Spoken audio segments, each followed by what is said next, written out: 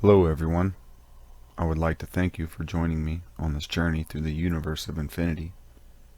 This will be an overview of sorts of the universe of the Infinity Miniatures game. So sit back, strap in, and enjoy. 175 years in the future, the human sphere is the home of mankind. Expansion has reached the stars.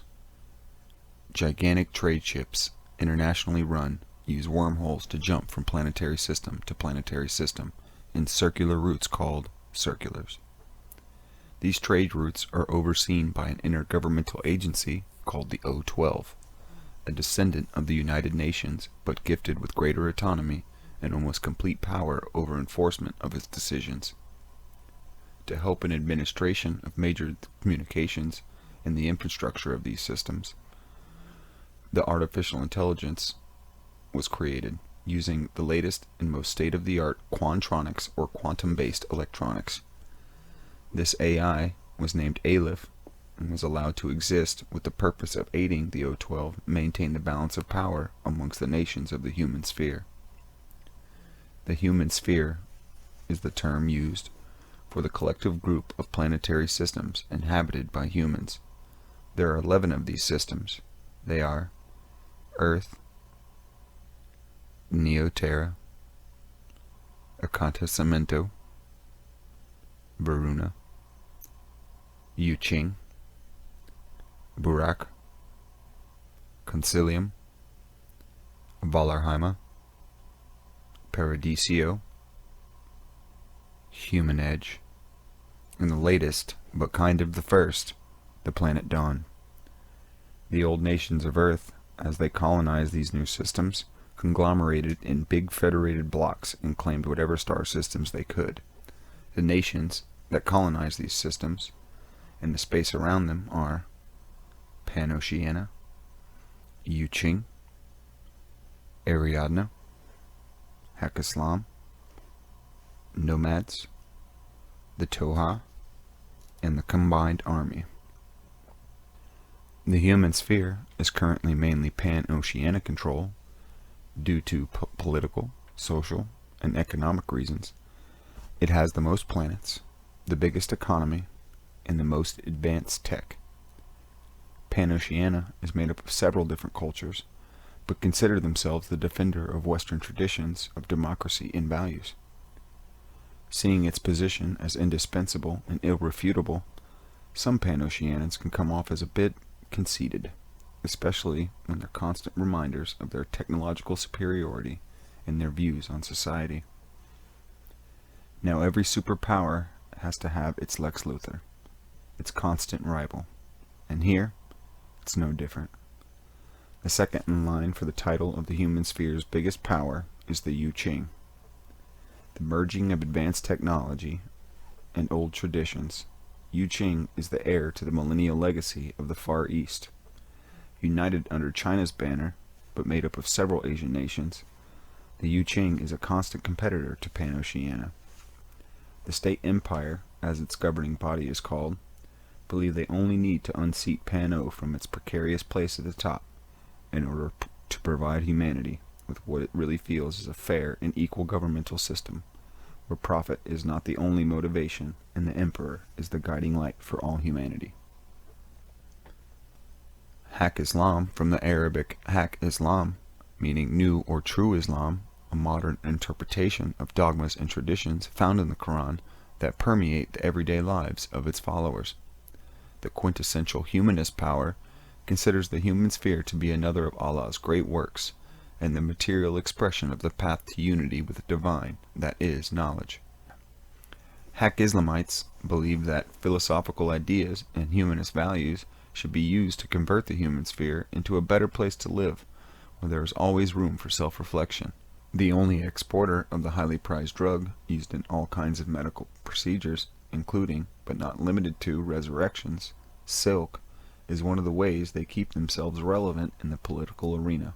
But Hak Islam is home to the best academies of biomedical science and planetary terraformation in the human sphere.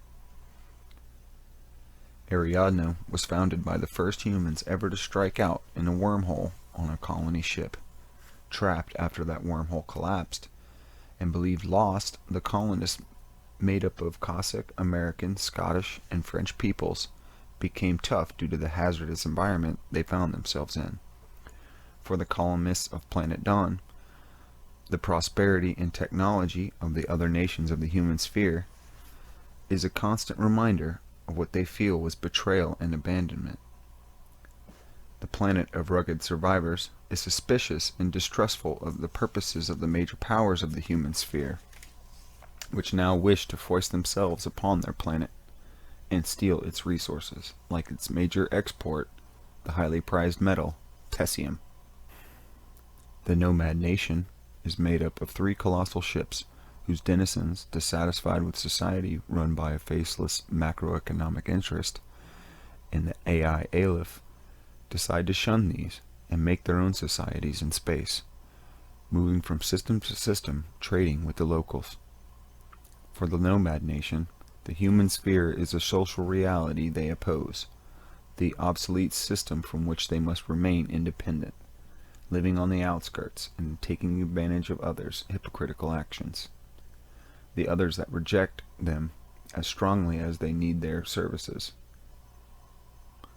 The 3 ships are Tunguska, which lives on the traffic and storage of information. Corregidor offers skilled labor at competitive prices, and Bakunin specializes in all that is exotic, illegal, or both, from fashion to nanoengineering. While humanity keeps fighting amongst themselves, a new threat has planted a bridgehead in the human sphere. A combined army of many different alien races under the guidance of the EI, or Evolved Intelligence, an ancient and supreme intellect with hegemonic intentions towards all it comes across. This small expeditionary force, armed with tech that surpasses any designed by humans, has been able to take everything the sphere has thrown at them.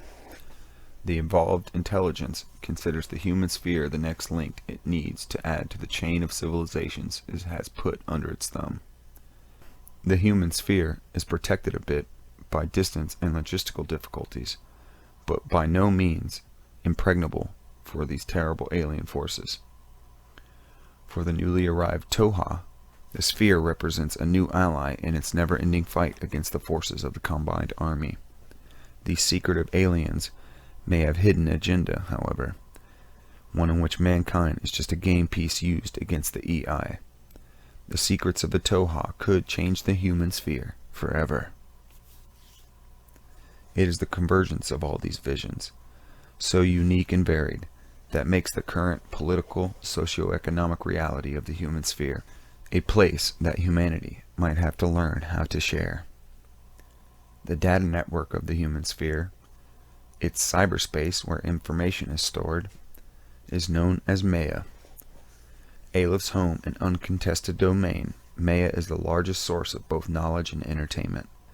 The latter industry lives and dies by Maya network, where cinema, music, sports, and arts are on constant offer, along with all other forms of conceivable recreation. One example of this is Aristia, the newest craze in extreme contact sports where professional duels and armed combats are played out to the death. But don't worry, thanks to devices known as cubes, which map your brain and personality traits, and advances from hackers and light researchers in the synthesis of the drug known as silk, cubes can be reimplanted in L-hosts, or living hosts, which are clone-like biosynthetic bodies. This process doesn't come cheap, though. The resurrection process is exponentially expensive, due in part to the high price of silk, which Hack Islam holds the monopoly. A combination of advances in biogenetics and experimental cubes, paired with unbelievable computing power of Aleph, has led to the development of recreations, sophisticated L-hosts carrying faithful simulations of the personalities of important historical figures. Some of the notable ones are William Wallace, Joan of Arc, and Achilles, to name a few. Their skills adapted to the modern age, so they can work as diplomats, soldiers, spokesmen, and artists. Within the scope of military intelligence, an operational and defensive alert status of infinity is the highest possible level that can be reached in peacetime. Designated as the level right under direct confrontation, this alert level is designated infinity because it can drag itself out into infinity. By not actively seeking the destruction of the enemy and depending on several external factors that might be political, economic, or any other kind imaginable.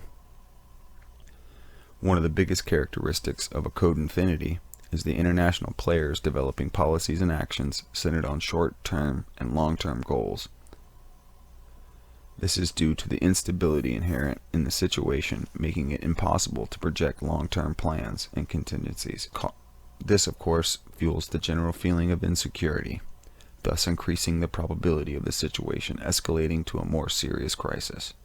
For this and other reasons, a code infinity is known as a Chinese curse, or interesting times. Many people believe that if it hadn't been for the sudden arrival on Paradiso of the Combined Army, the situation could have been much worse. The threat the Combined Army represent has forced a fragile truce in the context of international politics. But by no means does this mean the situation has cooled down. Quite the contrary.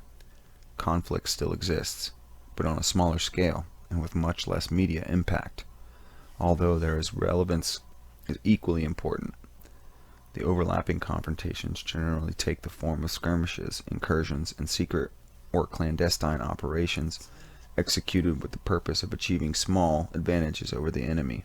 A shadow war, surgical and contained, with reduced collateral damage, but applying the maximum possible lethality to key areas. What we know as a code infinity. Well, that's it for our brief overview of the world of infinity. I hope you find this universe as rich and exciting as I do. The next subjects I'll be covering will be the factions and the planets they control, starting of course with Pan-Oceania. If you enjoy tabletop gaming, comics, or just want a few laughs, check out my tabletop gaming and podcast channel, The Tabletop Talkers, and that's Talkers with a Z. That's it for today. Take care, everyone, and smite your foes.